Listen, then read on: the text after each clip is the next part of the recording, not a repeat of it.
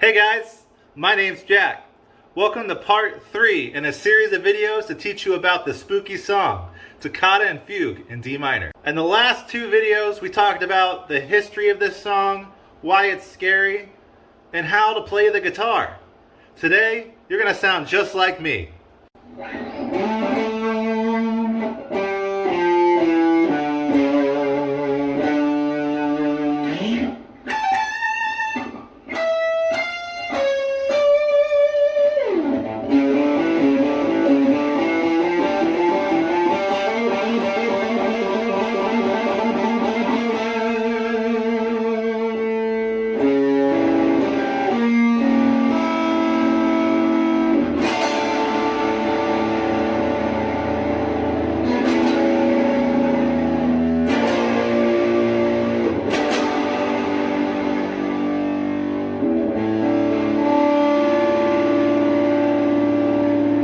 In the last video, we went over how to play the guitar. So if you didn't watch it, then I suggest going back if you haven't played before. If you have played before, or if you felt like you mastered the second video, then join me for this part.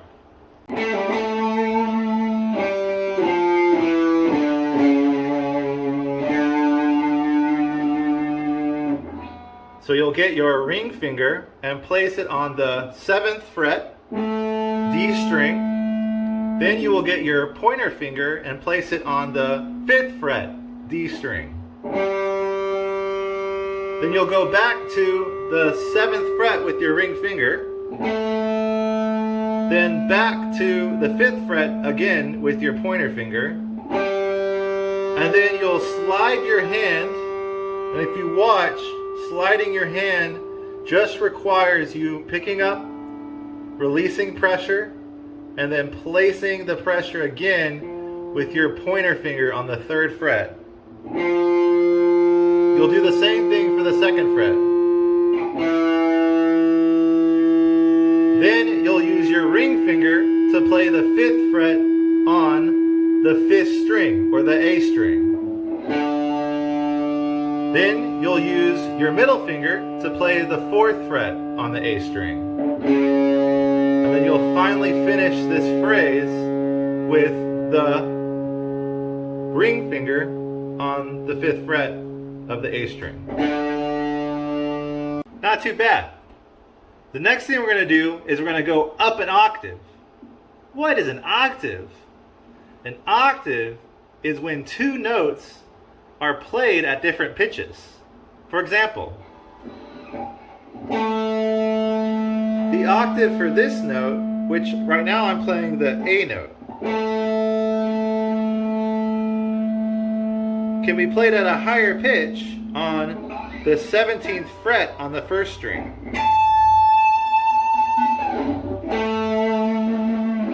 So let's go up to that octave and start playing.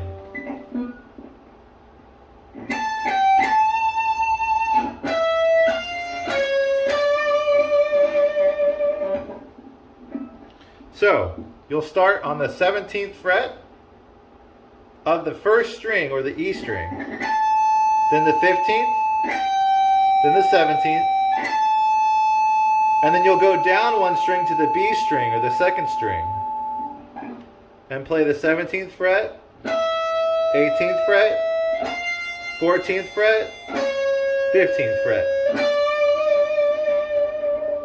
Now, how do I make the guitar do that? We call that a vibrato. Vibrato allows you to sustain the note and gives it a singing quality. The way to make a note sound like vibrato, you have to bend the string up and down equally. If you bend too much one direction, then it won't sound even. It's got to be an even bend in both directions.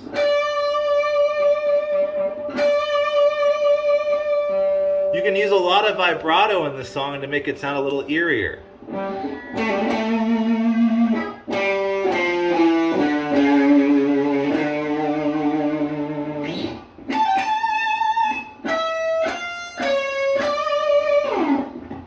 This next part's going to sound really fast and intimidating, but I promise you, it's not as hard as it sounds.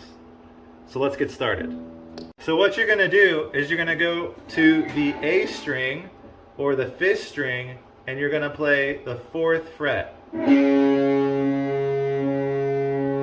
you're going to play what's called an open string. An open string is when you play the string without pressing down on any of the frets. So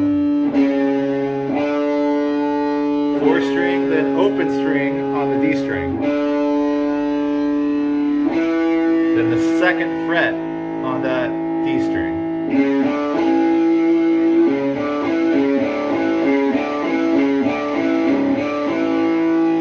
Now, if you want this to sound fast,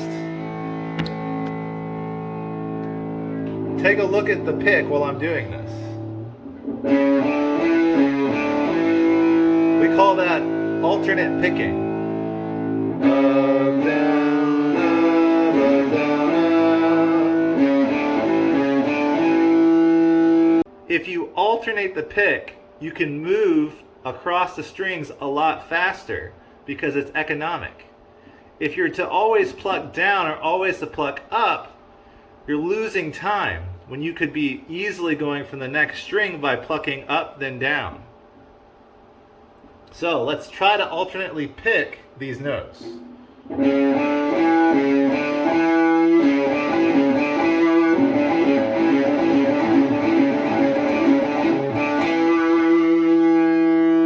can play that as fast as you want, but I would recommend practicing that to get your alternate picking down.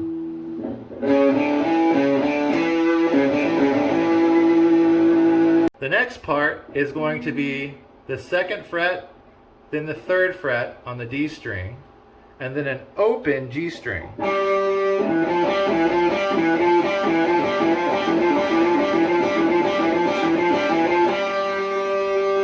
then the last part, I would recommend doing what's called a hammer on.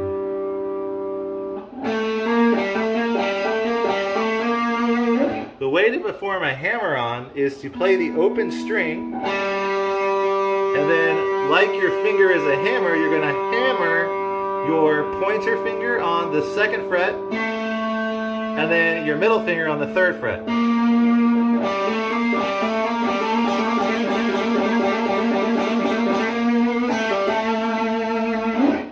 So let's play through that.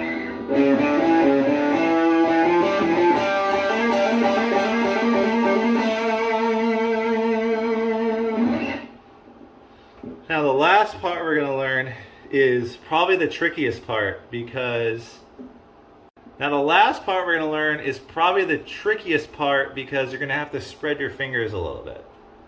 The best way to get mobility of your left hand and to spread your fingers is to position your thumb the right way.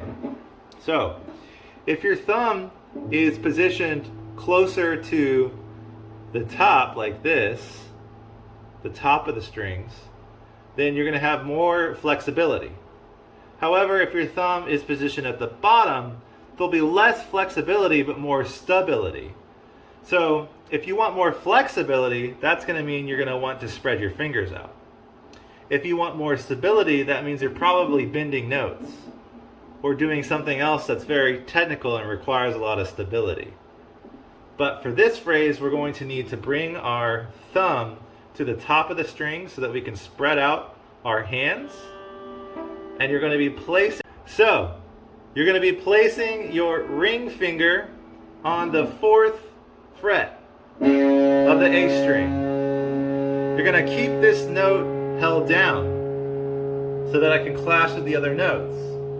You're then going to press with your pointer finger on the 2nd fret D string. Then the 5th fret with your pinky. This is the really hard part. And then the 3rd fret on the G string.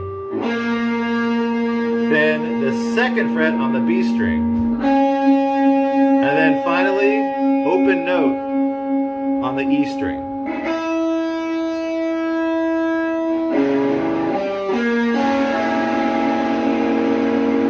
Now you want it to sound like an arpeggio.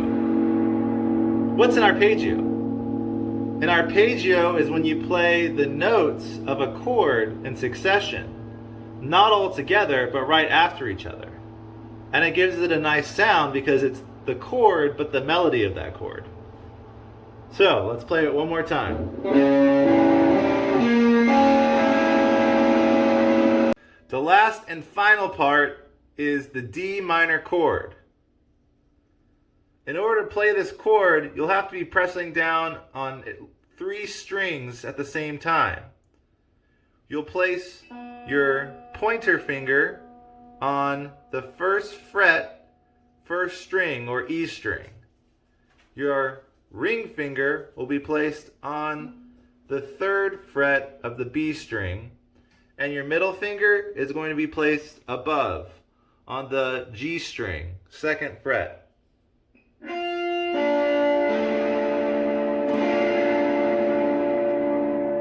So that's it. Let's run it through one more time.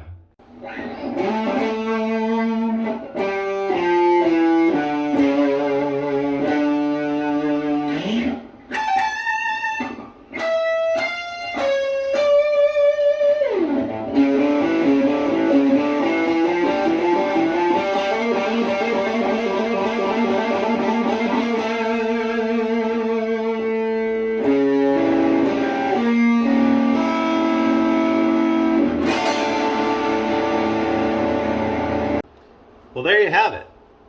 You just learned the most recognizable part of Toccata and Fugue in D minor, a song that's centuries old and the most famous Halloween song of all time. I hope you enjoyed yourself. Before I go, I'd like to talk about a couple things.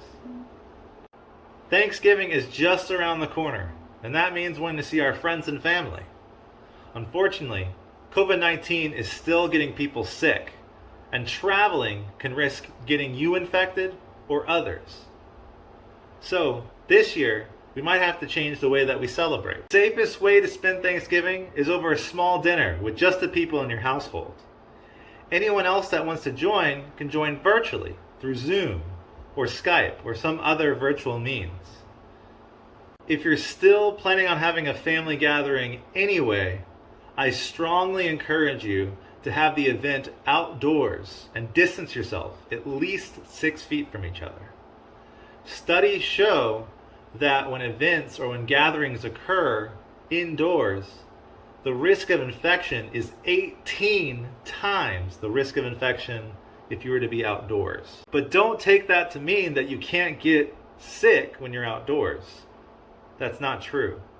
You can still get sick.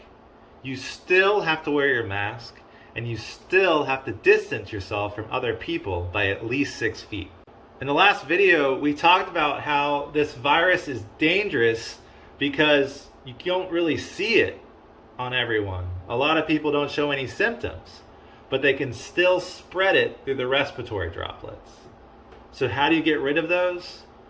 Well, the best way is to wash your hands, to wear a mask, and to distance yourself. That way you can try and reduce as much as possible the amount of viral particles that are being spread by talking or singing or laughing, which is going to happen during Thanksgiving. So why do I keep reminding you about all these things to do to be healthy and safe? Well, coronavirus is serious. It's hurt a lot of people. And even kids, while they do better, can have serious complications weeks after getting the virus. So I don't want you to get it, and I don't want any of your family members to get it. So please stay safe, and until next time, rock on and stay strong.